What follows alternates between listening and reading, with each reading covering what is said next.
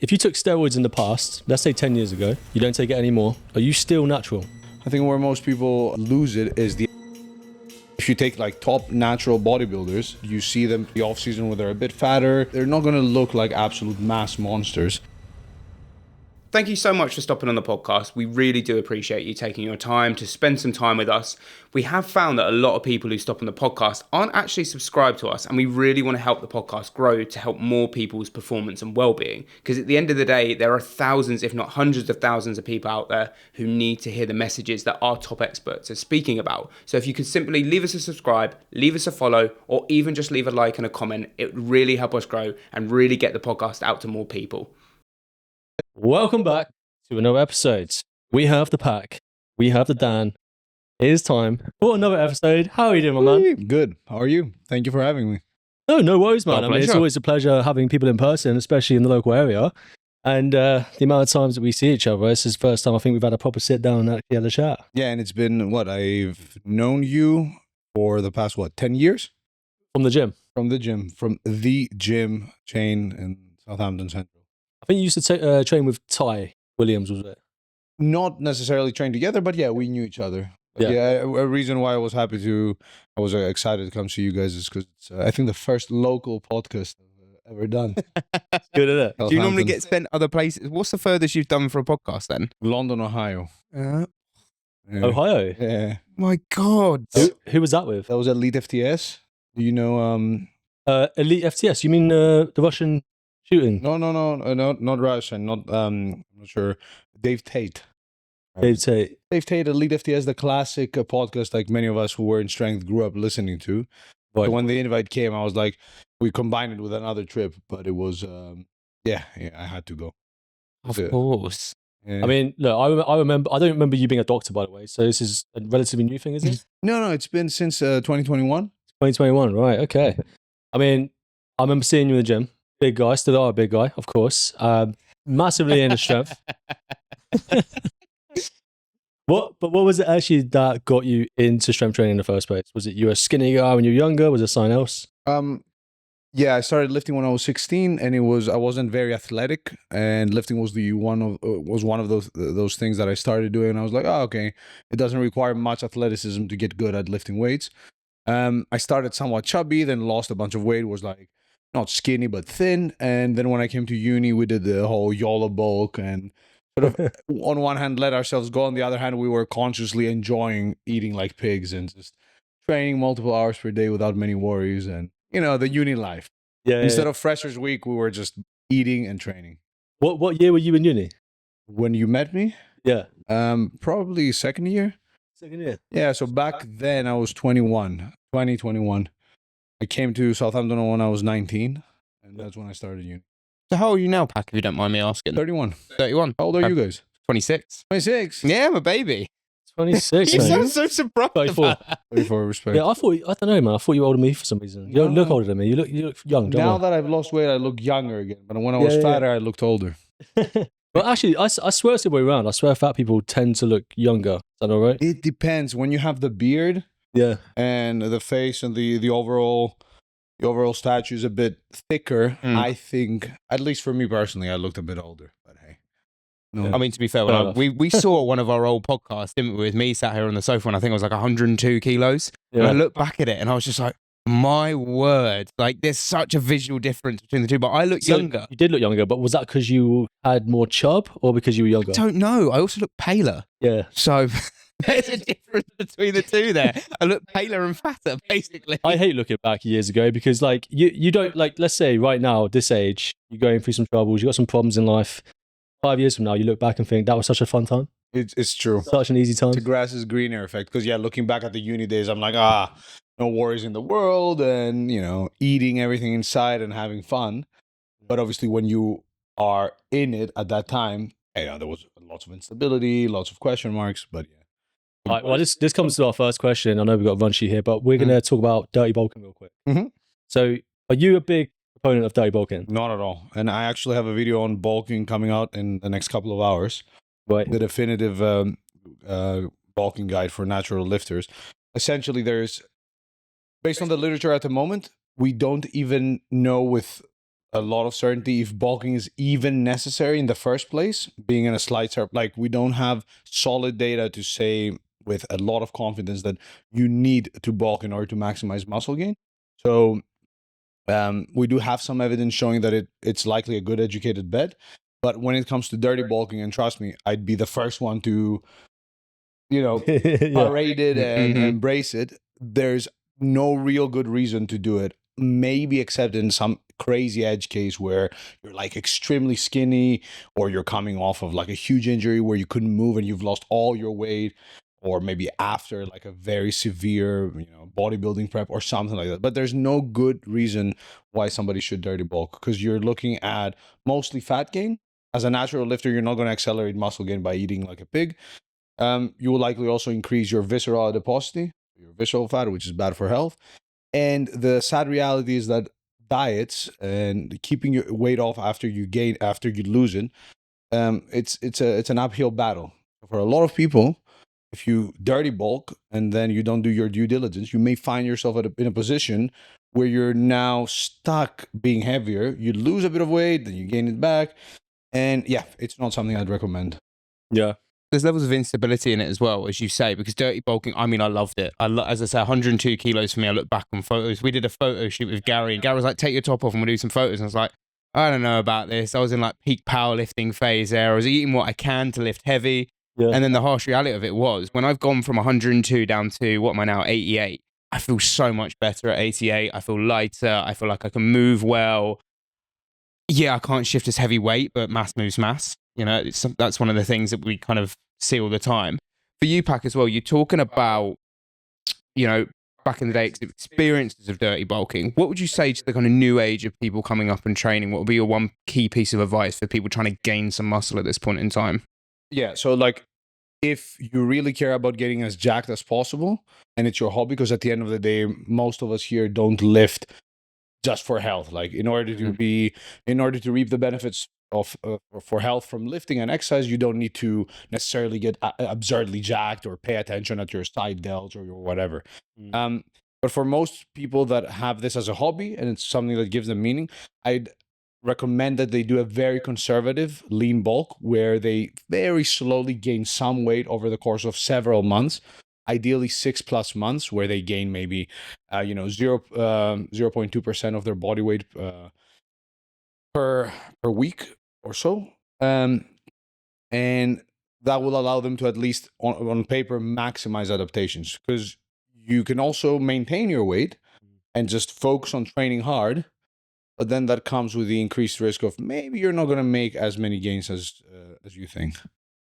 I mean, there are cases as well. Like, we've all had beginner lifters that we train, and they gain muscle and lose fat. Yeah, I've got that golden zone of like our first 6 months of training where you can do both. But what's your experience been like that? Is there like a cutoff time when someone goes from like a beginner to an intermediate where they now have to think about increasing their calories potentially? Yeah, likely. It's difficult to say with certainty, but yeah, as a beginner, as you said, we even have studies where people bulked and were gaining weight pretty rapidly and found themselves losing fat and gaining muscle at the same time. So if you are a beginner, you can be a bit more flexible. And obviously, like, I understand that life is a thing as well. You may be at uni or you may have other commitments, blah, blah, blah. So you can be a bit more liberal with things. But once you reach training age of, like, let's say training consistently for 4 or 5 years, then it's likely that you need to be a bit more diligent with your nutrition and your rate of bulking. But I would also recommend maintaining for a while and seeing how that works out, because it's likely that you'll still be able to see gains. I think where most people lose it is the expectations that they have. And obviously social media plays a huge role, but people assume that they will be able to look absurdly jacked as a natural. Whereas in most cases, even if you take like top natural bodybuilders, and you see them in the off season where they're a bit fatter, relaxed, they're not going to look like absolute mass monsters. Yeah. So yeah. Right. You just mentioned Natty, so I've got to talk about this, right? Because I had this conversation all the time with PTs at a gym, and I'm asking them, if you took steroids in the past, let's say 10 years ago, you don't take it anymore, are you still natural? You're not lifetime natural, but if it's been 10 years, I I would feel the urge of saying it, like disclosing it. Yeah. But the issue is that people, even if you're 100% natural, you look impressive and you tell people you're natural, people will say, yeah, sure. Yeah. If you then mention that you've even, let's say you did like a YOLO mini 2-month cycle with your boys back in the day just for the F of it, and you mention it, then people are like, yeah, okay, so you're on now and you're lying. Yeah. So All your gains are just fake. But there's so many people in the industry, and I have to go into this because you're a man who speaks up about these as well, and you've got friends who speak about it too. There are some big names in the industry who've been quoted fake natties for a while. I think Greg Doucette talks about it a lot, doesn't he? He tries to bring up a few names. I think, who was it? We've got to throw some names down. Yeah, I was going to throw some names. Has Jeff Nippard ever had the natural versus non-natural comment thrown his way out of curiosity? yeah, quite a bit. He does. Especially back in the day, but then my question always is, first of all, if you see Jeff Nippard in person, and once you start playing around with lights and video, you understand how much of an effect that has. Especially seeing people in by themselves or next to somebody else. So if you take a powerlifter or a strongman who in real life would dwarf us, it would look like an absolute beast, and you take a video of them or a picture just by themselves sitting there, we 3 can look more jacked than them if we're leaner and under good light. So that's one thing. But yeah, Jeff has gotten the fake natty comments. However, when you look at the guy's genetics, stats, and experience, and when you meet him in person, yeah, impressive physique, but it's not something that would blow your mind off if you've seen people on PEDs who look like cartoon characters. Well, it's also his height as well. Like shorter lifters tend to fill out better, in my opinion. Yeah, it depends on your muscle insertions. We've seen it in the gym. You know, for example, Wanderson. Yeah. So like the Wanderson, for those of you that don't know, is a lifter at our gym who has a really good insertions and muscle belly. Like the shape of his bicep is not something that even if I was to go on PEDs or whatever, I could replicate. And you may be much lighter than me or you, and simply because of your natural insertions, muscle bellies, you may look more impressive. That's why you see some people that have very impressive arms, but then when we compare circumference measurements, my arms might be bigger, but theirs will look twice as big. And that's again another game when you're seeing people on social media by themselves that doesn't get factored in. And leanness plays such a huge role in this, does a massive role. And I think people forget this because when people are looking at physiques, there's a lot of trends going around at the minute being like, I've trained for 17 years and here's what my body looks like. But then you lean that person down, they will look visibly bigger, quote unquote, in the video that they're taking than what they look like now with the body fat percentage they have.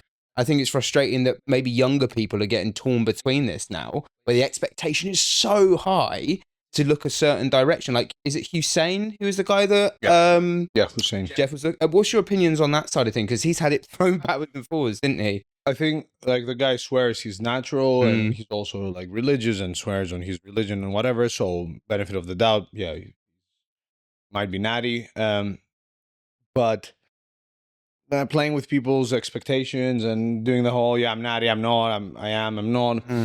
Like his physique is solid, looks great, but I don't think it's something that you can't attain naturally. Now the transformation, how fast he gained it, I'm not sure if there's a lie there or some BS.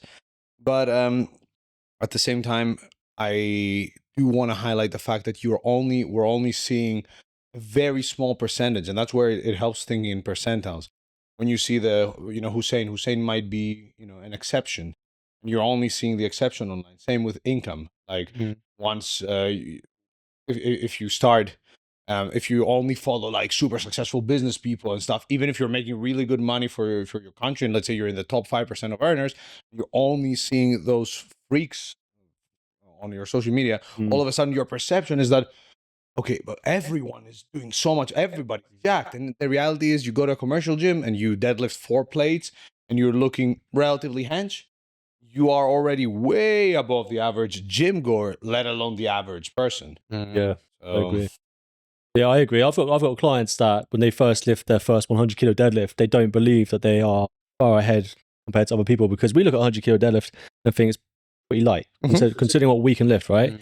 And probably what you can lift. But when you get a client that first lifts 100 kilo, they don't think it's that impressive. No. And then you're like, you do realize like there's pretty much no one in this gym that can lift 100 kilo deadlift. It's insane. It's insane. And it gets taken away from them, doesn't it? Yeah. The motivation just drops based on this perception you were speaking about. It's crazy, isn't it? Do you know what I want to talk about though? Because this is something that comes back to your Instagram. You proclaimed you're the minimum effective dose PhD. I think that's what it said on your Instagram. So you believe in minimum effective dose as like the best way to train and live your lifestyle? Not necessarily. It's just what I did my PhD on, and it's a concept that I think has so much value for everyone.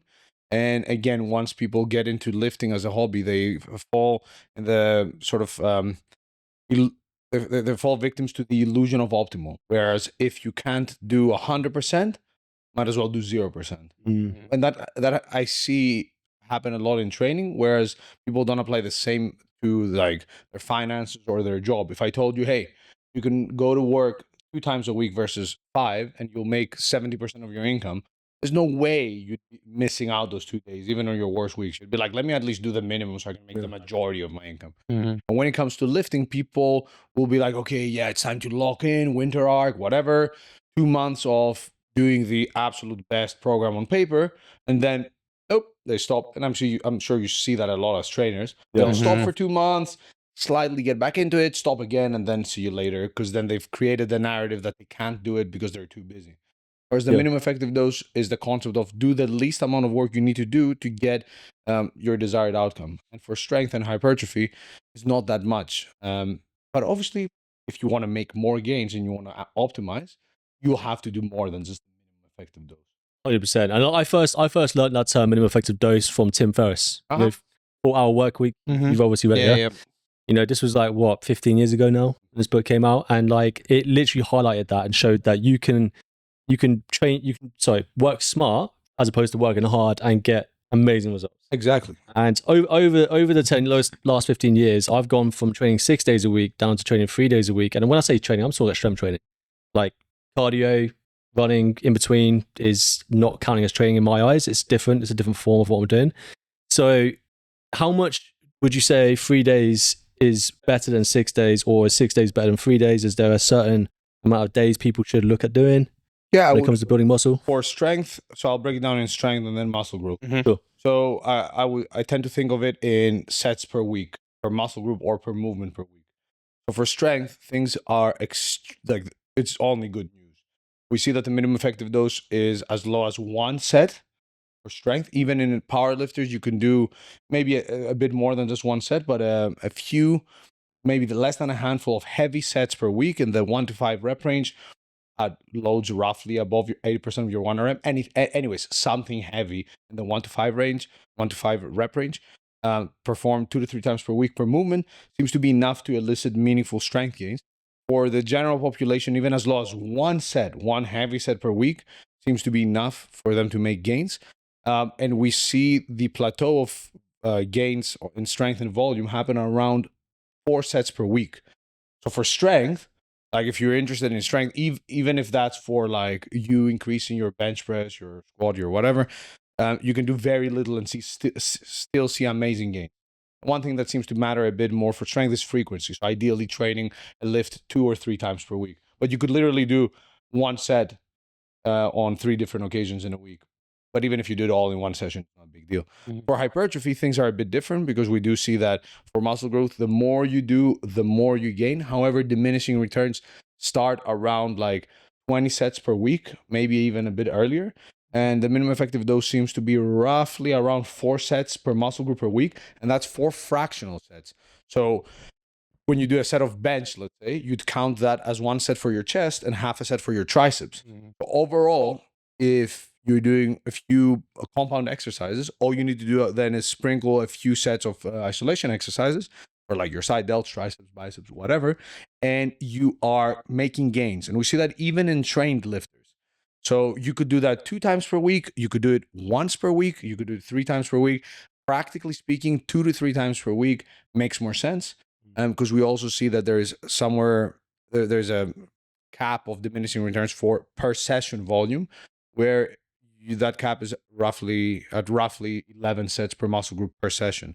Overall, and this is crazy, because the majority of individuals out there could literally just do chin-ups, dips, add a few lateral raises, whatever. And that's for them to develop their side delts. A couple more compound exercises consistently every week for 30 minutes, 40, if you superset things, maybe even less, and still make gains. Maybe not all the gains in the world, but I do feel that most people lose the game when it comes to consistency, not whether they're training enough or not.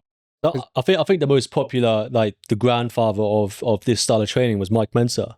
I don't know if there was someone before that came out with this concept, but you got Arnold Schwarzenegger, who was known to train 2 to 3 hours a day, 6 days a week, probably more hours to be fair. And then on the other side, you got Mike Mensa, arguably very good looking physique, potentially better depending on who you are.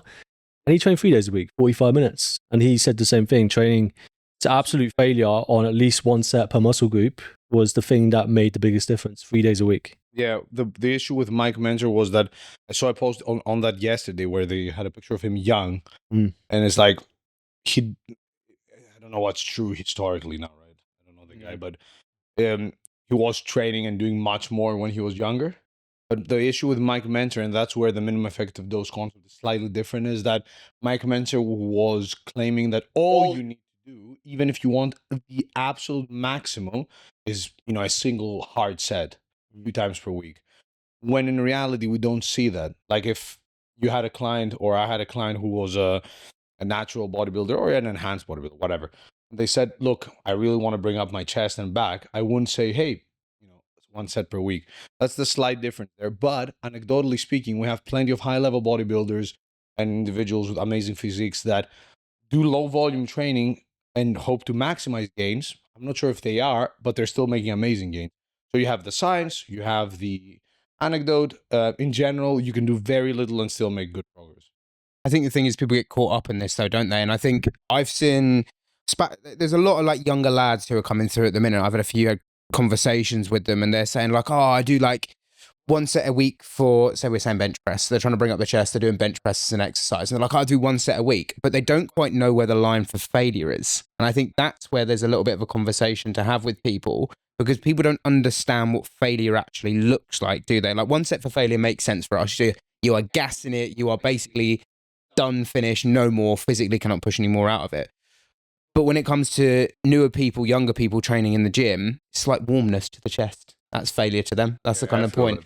How often do you see people, and maybe they speak to you over, they're like, I'm not seeing any progress, but I'm pushing things to failure, quote unquote. Yeah. The funny thing is that, and that's where being truly evidence-based comes in the picture. Evidence-based doesn't mean the caricature of like, oh, we're only looking at studies and that's it. It's like we use science, but then we use experience as well. So when we look at the science, people are relatively good at predicting how close they are to failure, trained and untrained, with that prediction starting to go way off after 12 reps or so. So the higher the rep count, the more difficult it is. However, that's in lab settings, where you're asked to make predictions during the set, yada, yada, yada. In real life, I see, and as a coach, even trained individuals think they're close to failure, especially on compound exercise like Romanian deadlift.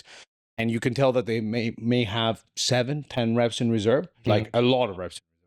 So my recommendation for most people is to take at least 30% of your sets to absolute failure, to the point where you're attempting another rep and you're either not able to move the bar at all or move it slightly, so that then you can calibrate your ability. But I do feel like there are a lot of people out there who claim they're not making gains because they are indeed not training hard enough. And that's one of the big hard things, isn't it, about that? Have you seen when Lane Norton spoke about this on a podcast? He was saying about you will never know true failure on a set of squats because people don't want to push themselves that hard on a set of squats. I think he did it once. He pushed himself to the point where he was like rep 7 out of 10 that he was aiming for, and he visibly, like, he was just breaking down. His whole body was just basically malfunctioning, because that's what true failure on a set of squats looks like. But people don't do it on a compound exercise because, one, it's too hard for a lot of people, and secondly, who wants to do that where they push themselves in the central nervous system basically malfunction? There's one person that will. Go on. Tom Platz. Tom Platz. I was thinking of the exact same He's a set. disgusting man. But what did he do? Apparently, this is like, obviously, no one knows this for sure. But The he said video of him doing he 20 never did reps. a set below 20 reps, apparently. Doing 260 kilo squats or something like that. Ridiculous. It's a classic video of his. But that's why I'm a big proponent of machines, Mm. because even with like Romanian deadlifts, where you know from experience when you are doing it, it feels like you are breaking, like your form is massively breaking down. And then when you watch it back on video, you're like, oh, it felt like it felt like my form was way out then, but it looks the same throughout the whole set.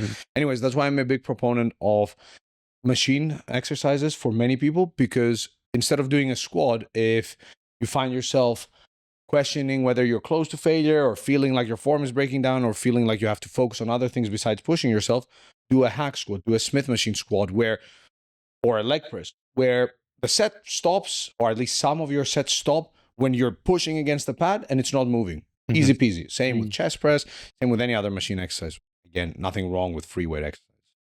Yeah, I mean, I'm a little bit opposite on the sense that I don't tend to use machines unless it's for muscle purposes, like muscle building purposes, because you are right, like having that stability will help. I think if your goal isn't to build maximum size and you want functional movement patterns, then free weights can be quite effective, for sure. And I don't want to go into the topic of what's a functional exercise, because functional is quote unquote, it depends on what the exercise is and what you're training for, right? Yeah, for sure. I think you're definitely right for muscle growth, for sure. Like machine work, stable movement, especially when you're a beginner. Like it'd be good to like get those movements down before you start doing more free weight stuff. But yeah, it comes down to whether you're like, we are comfortable with free weights and pushing ourselves to failure. I know that I can do a set of bench or RDLs and push myself to the point where I am indeed at failure. Yeah. It was mostly like for those that find it very hard, because you see even advanced individuals, which I find weird. Call us said, okay, yeah, that was it. That was failure. And I'm like, was it? So then at least with the machines, you can give them the advice that, hey, just do it until it stops moving. But even then you start seeing the acting come in place. Like, we can't talk about failure without talking about drop sets, supramaximal negatives, things that push you beyond the normal concentric range. So what are some of the best techniques? What are some of the best things that we can use in our sets, such as those, to elicit the strongest muscle growth or the strongest strength gains? So we've done a study on supersets where we essentially compared traditional sets to supersets, but obviously in studies you have to equate for volume. So supersets resulted in the same gains in like 36% less time. But in practice, if you have somebody who has an hour to train and they're not necessarily trying to trying to cut off 36% of the time, in theory, a superset would allow them to get more volume and therefore make more gains. Drop sets have the same effect, so they allow you to do more work in less time, which for somebody who's not pressed for time necessarily but wants to do more in the 1 hour they have, they could incorporate drop sets and still get more volume in. So drop sets and supersets, great ways to either save time and therefore be more consistent, or potentially cram more volume in. Supersets, agonists, antagonists, supersets for me are one of the most underrated techniques, and one of those techniques where people cry a lot about, because they're like, oh, yeah, they're not possible in a commercial gym because you need to hog 3 pieces of equipment. And I'm like, brother, you don't need to be that creative. Like ChatGPT it and you'll get 50 ideas for exercise that you compare. And even if you just go on the cable station, all of a sudden, that's all you need, or dumbbells. You can do pullovers and skull crushers. I'm just freestyling now. Incline dumbbell press and bend over dumbbell rows. Or you can grab a pair of dumbbells and take it next to another piece of equipment and do stuff. But yeah, great way to get more volume in. It's fantastic when you start incorporating. I do it with clients all the time, even when you're like you're saying about half sets for stuff. Say we're doing a lat pull down. You spoke on this the other day. Lat pull down is one of the greatest exercises for your back, for building up muscle in your back. I do that, and then if they press for time and they want to work their arms as well, do like a set of hammer curls, something like that. Easiest superset you'll ever do, and they're getting that kind of warm up, quote unquote, for the biceps then, and then you can finish them off in that set that follows. Are there any kind of like, for you, let's say people really want to improve their chest, what would be like a gold standard superset you'd give someone? So I would be more inclined to have like opposite muscle supersets. But for chest specifically, I would have some form of incline pressing and then a fly variation. Okay. So that you can have an incline press that theoretically could be targeting your upper chest a bit more. And then with a fly, you're isolating the chest a bit more effectively versus also involving your triceps and front delts. I think exercise selection can be relatively simple. It's not rocket science. But ideally including 2 to 4 exercises per muscle group, depending on how complex that muscle group is. So for like back and legs, or 4 to 5 exercises, if we call legs your quads, glutes, and hamstrings, would make more sense versus having just squats and deadlifts. But even if you were to do just those, you wouldn't be ticking all the boxes in the world, but you'd still make substantial gains. Okay, so we just might touch a little bit on the bodybuilding world a little bit, because bodybuilders, obviously, they structure their training around trying to build muscle maximally everywhere. And obviously then they find certain muscles are lagging behind. So then they start doing weak point training. That's when they start focusing on building those isolations so they become bigger, etc., to balance out the physique. So what is the best way for someone to do that? Is it to, first of all, for the first 6 months as a beginner, just do a structured program anyway, see how their body builds, and then start looking at where potentially they need to grow? What do you do at that point? Yeah, so as a beginner, I would start with something a bit. Obviously, you can always specialize from the beginning. If you want bigger arms and that's all you care about, you can do more. Apologies for interrupting the episode. We appreciate you probably got really engrossed into what our experts are having to say right now. However, we've just dropped something very exciting. It's a 50-page high-protein recipe guide with so many recipes in there to really help you increase your energy levels, increase your confidence, and also help with those fat loss and muscle gain goals that I know have been so difficult to attain for so long. It's perfect for people that don't want some fancy schmancy recipe with loads of ingredients you've never heard of. These are simple, basic recipes that you can follow to help you hit your goals. Go check out in our description through the link. The main variable I would manipulate would be training volume. So at the beginning, I would start with relatively lowish to moderate training volumes, being roughly around 10 to 20, let's say, maximum sets per muscle group per week, those being fractional sets. Again, not 10 direct tricep sets, but obviously your chest and shoulder work count towards your triceps as well. And then after a while, once you've seen your physique developing, if you notice that there are certain weak points, then you can hammer those with even more work. But that's where the sad realization of genetics needs to, the acceptance of that reality needs to happen. There are people that are not going to have a massive chest no matter how much they train it. They can improve it, but you may find yourself not necessarily being able to develop some body parts as much as you'd ideally like to. What about calves? All the guys out there with the small calves that they want to grow it. Who cares, bro? Yeah. It's calves. Yeah. But no, in all seriousness, the one thing we see being somewhat effective for calves is doing lengthened partials only. So if you have stubborn calves, I would say blast them with a ton of training volume for a few months, see what happens. So like it's an easy, you can do single leg calf raises without any weight. Essentially do like 30 to 40 sets for them. It's not going to be a huge recovery burden. If it is, scale it down and just do partials where the muscle is stretched. Take all your sets to failure and fingers crossed, but I don't know who I heard this from, but like I was one of those guys with stubborn calves. Now they're obviously massive, but I believe it or not, it's not actually the weight training that made them bigger. It was cycling. Oh, nice. And hiking and doing long distance, like slow twitch muscle fiber thing.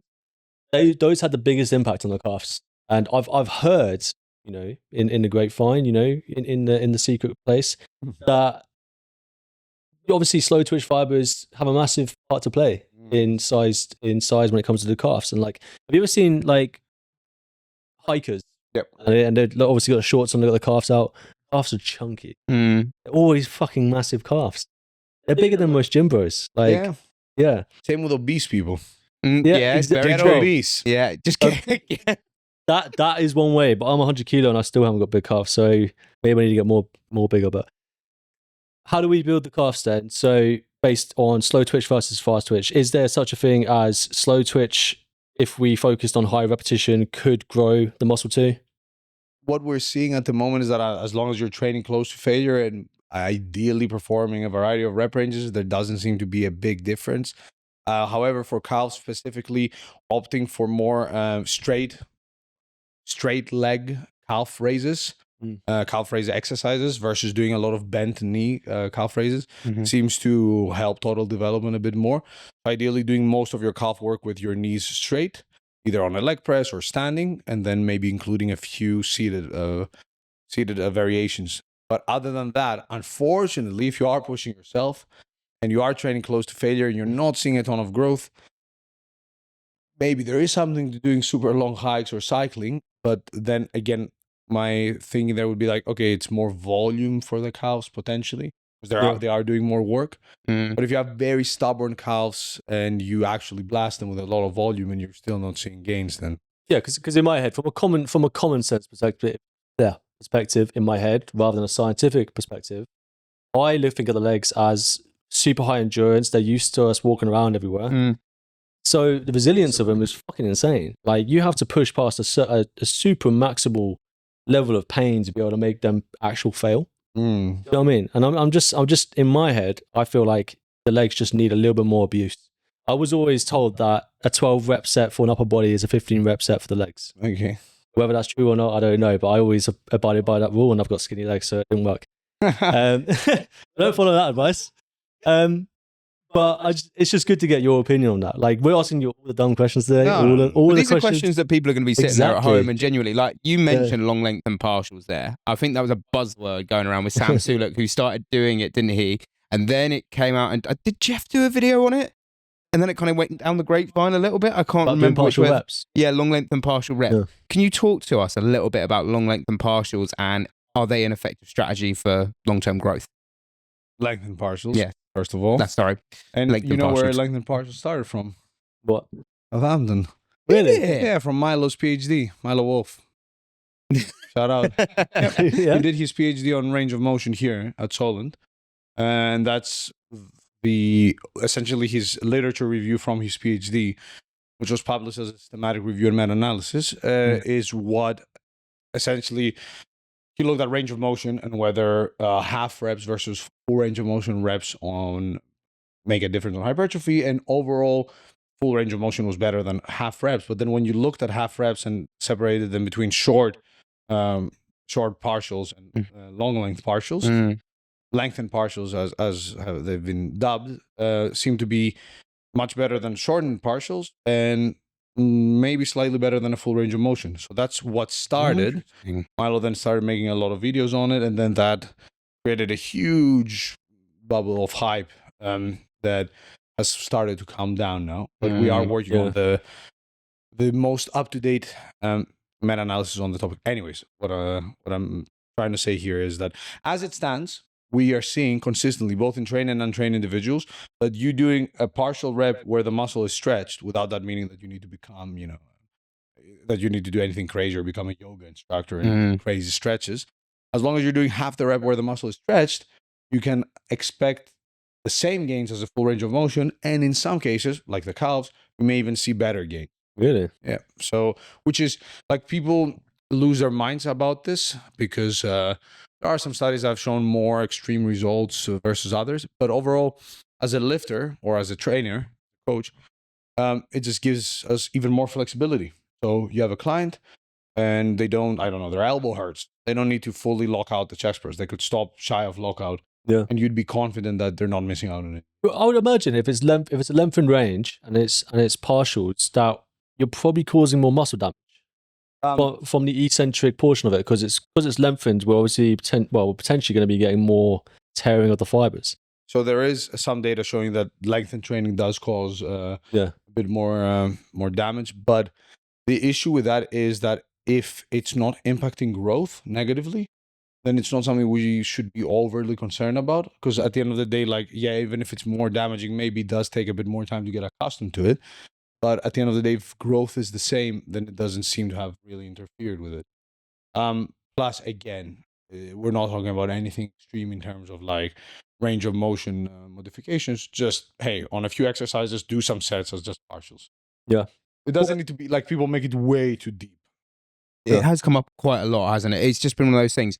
Now, I do want to talk a little bit on the topic because I think you know, a lot of the gym bros out there are going to be loving this podcast. So they've got hots for pack right now. They're sitting here, oh my God, he's answered all my questions. They actually legit do have hots for pack, right? They do, yeah, 100%. Especially when he did what he did earlier. Sign up on my OnlyFans. Now, can I talk about ladies and muscle growth? Have you done any research around, because there was one of the things that I've heard for a while, that men grow muscle quicker, but ladies maintain it for longer. No. Is that true or is it not? No. I don't, well, not unfortunately. It's not like relative to body size, men and women. And we had a few more studies come out on the topic. They grow muscle more or less the same way, with some slight differences where like women might get a bit stronger on lower body exercises, like some minor terms and conditions. But when it comes to relative to obviously body size, the amount of muscle that men and women gain is the same.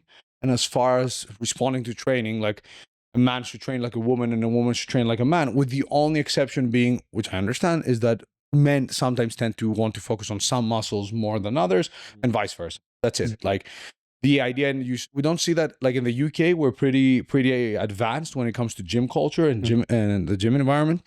And people don't appreciate that as much. If you go to my home country of Greece, you still see women being treated as like frail beings, where, you know, you're only going to do high rep sets, 3,000 reps away from failure, and crunches and a pink dumbbell.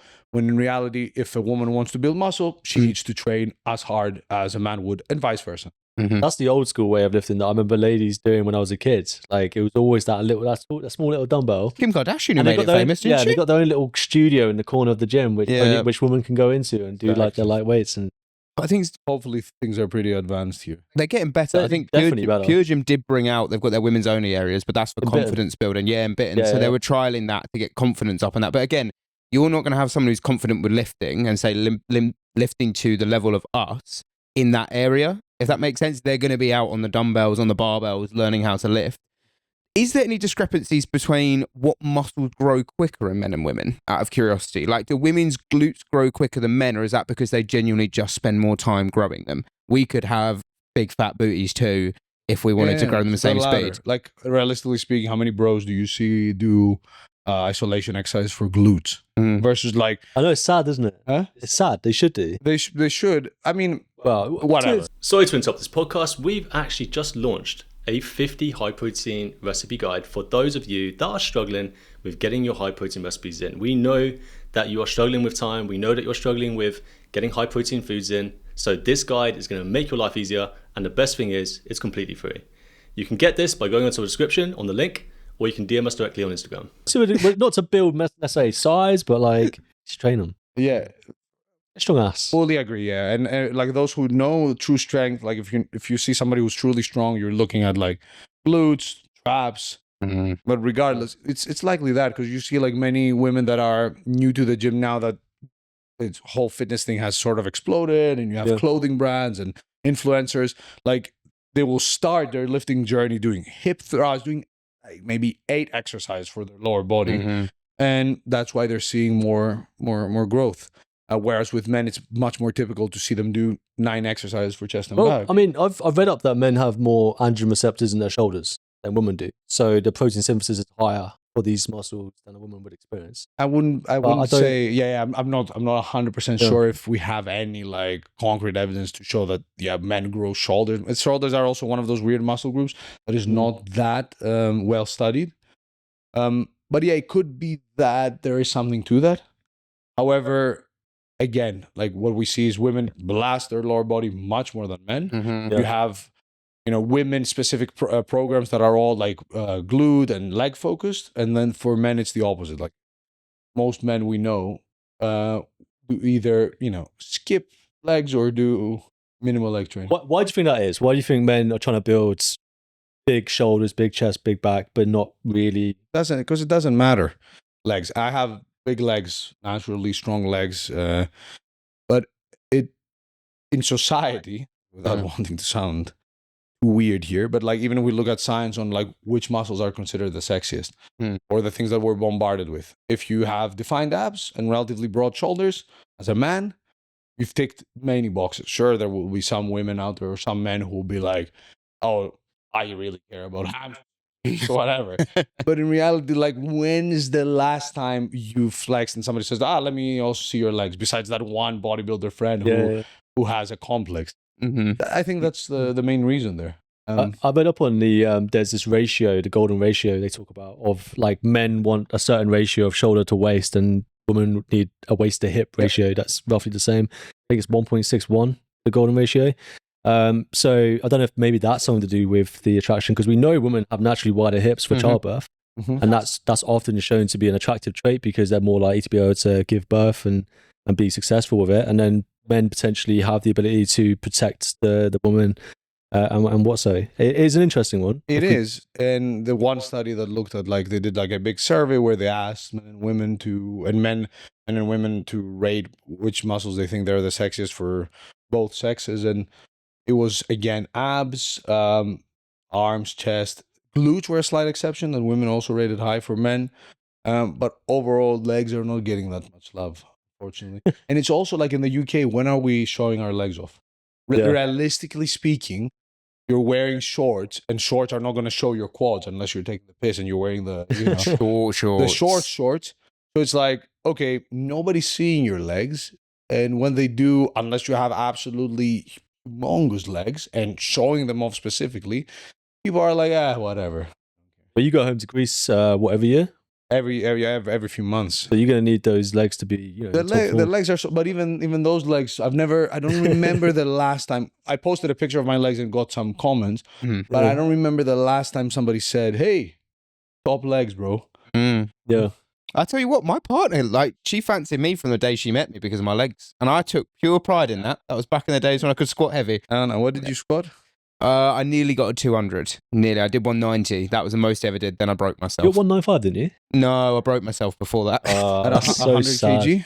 102 kg. 102. I was aiming for that double body weight there. God knows what I can do now. To be fair, how tall are you? 6'1". 6'1", claiming YOLO bulk at 100 kg, brother. We're laughing here. Yeah, I know. Man was 136 at 178. Oof. When you like, YOLO bulk is a different level. I imagine at even 100 you looked okay, maybe a bit chubby. Okay, yeah, right? it was chubby fat. boy. No, I didn't look fat like by a any ball. means. Yeah, Like a ball. To be fair, if you see the podcast, that is an accurate reflection of what I look like. I look like a little dough ball. You? No, I mean me. I don't know. I was going to say, I do look like... What's your heaviest weight? 136. 136 kilo. What's your height? 178. 5'10". 5'10". On the dot. Damn. Son. What's the heaviest you've gone to? Because you're taller. 118. 118. 118 at your height, though, is not 6'4". horrible. Yeah, I was heavy though. It felt awful on my knee. Yeah. I felt okay, to be fair. Yeah.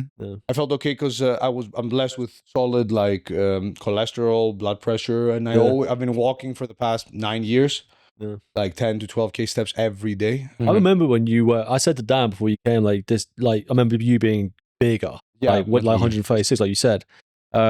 What happened? Was it just a case of you just didn't want to be that size anymore? It was during, so 136 was only for like a few months. It was mostly in the 120, 125 range. Yeah. And it was during the age of like 20 to 22, 20 to 23, where I was at uni. It was Domino's. They had an offer back then. Yeah. Pizza's the best bulking for you. It is 50% off for months. Yeah.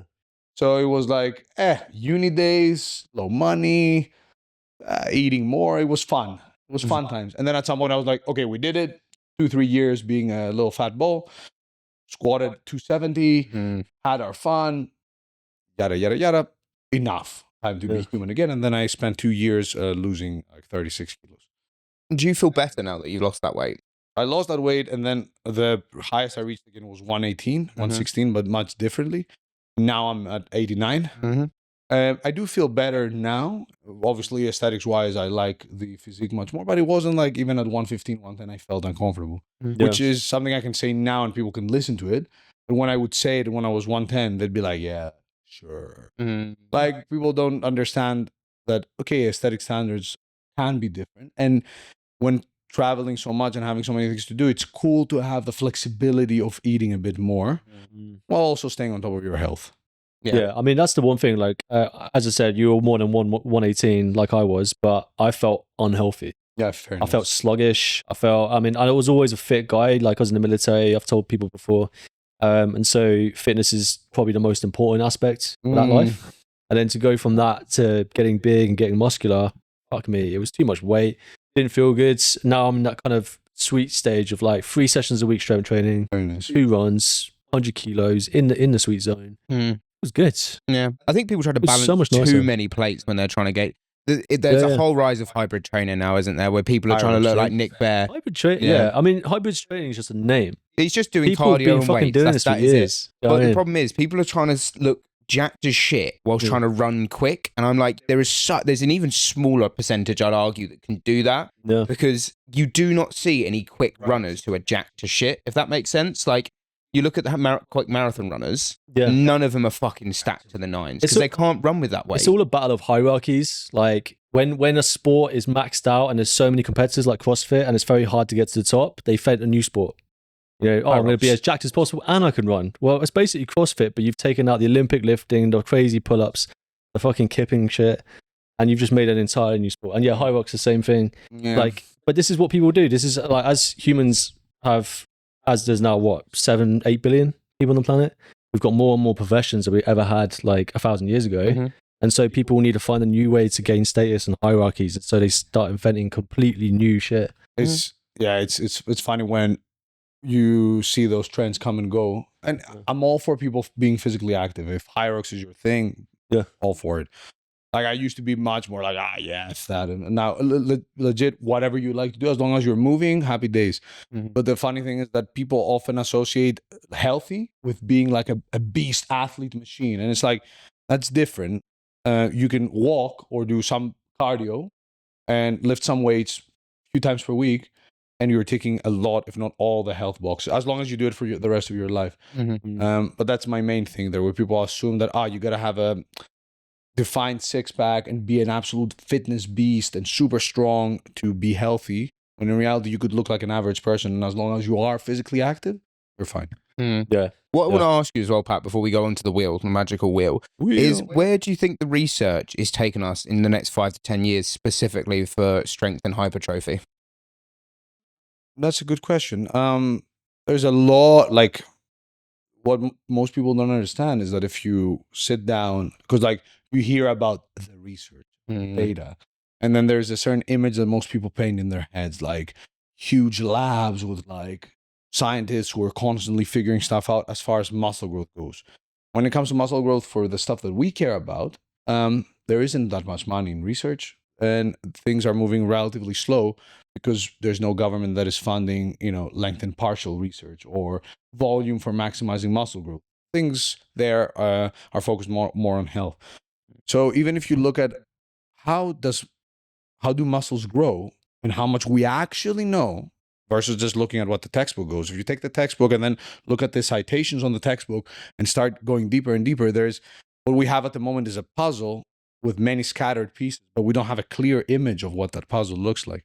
Anyways, aside, I think in the next few years we'll see more things on long muscle length training. It would be cool if we saw some stuff on bulking. As it stands, think about it. Like we've been talking about bulking and we've learned about bulking since we picked up a weight, and we don't know whether it is actually beneficial or not with a high degree of certainty. There's, I do expect more things on volume to come out, but yeah. Hopefully lots of cool stuff. Ideally, we get a few millionaires involved, and all we'd need would be a bit of money, and we could figure out a lot of things in a short amount of time. Is that easier now with like YouTube really pushing things like that, do you think? It's helped. So a few YouTubers have funded research. And when people hear funded research, they imagine, whoa. Oh my God. When we may be talking about like 4-figure donations, mid 4-figure donations. And those are usually like as an incentive to pay participants to take part in the study. But when we say pay participants, we're talking about a voucher at the end of the study. So the reality of research is that things are much, much tougher than people realize. If I told you guys, hey, want to take part in our study? You have to come to the lab every week, twice a week, and do this training program, and you got to stop your own training. Hey, it ain't happening, bro. You ain't taking part. Because that's another thing people say, yeah, more research on elite bodybuilders. Rather, do you think that any of those bodybuilders is going to come and let me or F me, let a researcher that they don't know handle their training for 2 to 3 months. No, it won't. Anyways, yapping and venting. It's true. I mean, you're very right on that side of things. So, like, I wanted to come into the point. Obviously, Jeff set up his big gym as well, and you've set up your big gym. These are all private fund. They're like your own pockets, really, aren't they, as well? And trying to get grants from councils and all sorts going on to get to this point. But I think people see that end product and they're like, these guys make so much money. But I'm like, the effort to get to that level is just insane. And you setting up an app. I did want to mention that today as well. So can you talk through that a little bit? Yeah, and just to be clear, like Jeff is financially above the ceiling, and we are like there's no comparison. Mhm. So yeah, us setting up our own space is great, but like what he did now with his lab with DEXA and ultrasound, like those things we can't even imagine.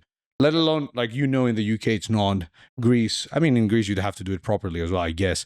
But you have to get permission. You have to get the licensed technician. There needs to be certain inspections for a DEXA machine to be there because of how it works. Yada yada yada. The app, yeah, we've launched the app in July. It's called MyAdapt. It's like a smart coach in your pocket. It's an app that will take care of everything muscle building related, and is extremely versatile. It doesn't work based on like templates. So like if you said I want to work out 1 hour on Monday, 30 minutes on Wednesday, 3 hours on Sunday, and I want to specialize on forearms and neck, it will build a program that is always adjusting based on your performance and adjusts session to session.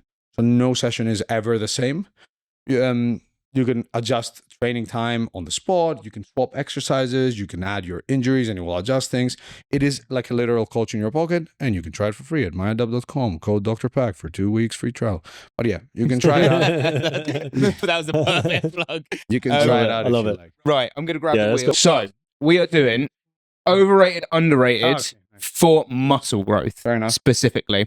Okay. And it would just be nice and simple. Spin the wheel. You just say overrated or underrated. Cool. Do you want to start? Yeah. Do I provide a? Yeah, you can give an explanation You as can well. yap. Yeah, you can You can yap. yap. This is like the full yapping segment. Yeah. So enjoy Alright. yapping. Ready? We'll go. You go first. Give us Just give it a good old. Jesus, man. Fucking 6 reps. Giant sets. Oh, I'd say underrated. Yeah. Like, because essentially you are talking about a more fancy superset, right? Mhm. Where you're doing a bunch of exercises. If you structure it in a smart way, I love doing giant sets. So I will do things like pull-ups, dips, straight onto lateral raises, and then all over again. Basically a circuit. Yeah, more, but Yeah. without any break in between, or like minimal breaks in between. Yeah. Right. Yeah, it's go. better if Yep. you spin it. Yeah, go on. We'll spin it, and then you can give us a You're too powerful for the wheel. bro splits. Uh, Underrated and overrated. Oh man, I don't know. Do you want to go first, Pat? Over. Oh. You want to see where this man's going to go? Overrated. Yeah, I agree. Yeah. So, A whole day on arms. What the fuck? I'm sorry, but an hour on arms is just pointless in my eyes. yeah, it can be fun. Like if I It want can to be be- open-minded, you're still gonna make top gains and whatever. But there's many better ways to structure your split than bro splits. Yeah, I'd say overrated. I just think you're wasting your time. You can do it in such a more condensed, efficient way. I only thought about it because I remember back when I was in the day in the gym, I loved it. Yeah. It was so Everyone loves it. it was addictive. Yeah, because you get that mad pump, don't you? And you just walk out feeling like a king. I'm going to give a little whoop. I'm not trying to flick you. It's all right. What's that? Isolations. Isolations. Properly rated, yeah. I guess. Yeah. Yeah, I guess. I mean, like for things like your rectus femoris that you're not able to target with squats, yeah, you need an isolation exercise or like the long head of the tricep. But overall, maybe I'll say overrated for the average person because you can tick most boxes with just compound exercises. Again, you can do like 6 exercises and hit most muscle groups. But overly focusing on isolating biceps, triceps, or lats, I'd say you're much better off, given that most people are pressed for time, doing pull-ups or chin-ups versus trying to isolate your lats with cable. Yeah. I guess that you're hitting biceps there as well. Mm. So fair I enough. couldn't agree more. I would say overrated if we're thinking of that as the main focus for muscle growth. For sure. Compounds. Do you want to go spin? Yeah. Spin it, boys. Running. Oh, this is an interesting one, actually. It's again a nuanced response. So like underrated for health Mm. versus steps in terms of like running is much more time efficient, Mhm. and you can get a lot of the health benefits that you get from doing steps in much less time. Mhm. But there's obviously the traditional association of running with anything fitness related, that I'm gonna get fitter, therefore I will run. Yeah. And there's other forms of cardio that you can do walking. So it's overrated for some, underrated for other reasons. If you've got a beginner that literally is so inactive and they start running, there is some muscle building effect. Sure. But obviously, it's not conventionally going to make you a big person. Like we look at like unless we're talking sprinting, potentially there could be some benefits to the fast twitch fibers there. But yeah, running would be definitely overrated. But there's always a joke with runners, isn't it, that they cannot stand strength training. They avoid it like the plague, but their strength training is like a 10-minute circuit at home. Sprinters are different, I would say, because they tend to be built all over, so you can tell they're not just sprinting; they're training. Yeah, like they're. There's a different level to it. Do you want to go for another one? We'll do 2 more after this. Progressive overload. I'd say the term and the yap about it is overrated in the sense that as long as you're training closer to failure, it takes care of itself. Like if every set you do is 100% close to the point where you cannot do any more reps, or you take it to failure, there will come a point naturally where you will either need to add weight or you'll be doing more reps. And like people tend to talk about it way too much, aiming every session to add weight on the bar. Like sure, you can do that consciously, but if you're somebody who trains hard, you will eventually add weight or do more reps naturally and progressively overload. But progressive overload is what happens when you adapt, not what causes the adaptation, if that makes sense. Yeah. Agreed. Last one. What are we going to get? Spinning him. GVT. German volume training. So I'd say overrated in the sense that traditional GVT, the way I know it, is 10 by 10, right? Yeah. So we see that from the volume literature, roughly 11 sets per muscle group per session seem to be productive. So if you're doing a bunch of exercises at 10 sets, you may be in that diminishing returns point. Plus, practically speaking, it's a brutal session that you could just split in 2 sessions and maintain energy and focus throughout that session versus doing 10 sets of squats, then 10 sets of whatever, then 10 sets of whatever. Why not just split it in 2 sessions and make sure that every set is bang on? Yeah. So I'd say it's one of those things that, because it's brutal, you know how people like going to the gym and be like, oh, this is a challenge, 10 by 10. Yeah. But realistically speaking, how many people do we know that have been doing that consistently for months? It's usually like a fun, this week we'll do GVT. It's a trend. It's a trend. It's a very It is short trend. Yeah. It is. It's like when people come into the gym and like, I have to sweat when I leave the gym. I'm like, why? Why do you have to sweat when you leave the gym? But Pat, we really appreciate you coming on. That was a superb podcast. Guys. Thank you so much. Now, what we do is allow our guests to plug themselves and obviously anything that they want to plug away. So the camera is yours. Take the stage, my man. You can find me at Dr. Pack on YouTube and Instagram, and there's links there for all our research and everything else that we do on there. Thank you, guys. It's all right. Southampton, first podcast ever in Southampton, representing. Thanks so much. Let me throw out the gang sign as well. SO14 Ocean Village, baby. 5. Well, thank you so much, dude. Thank you guys for watching. We appreciate it. Like, follow, subscribe, and we'll catch you guys later.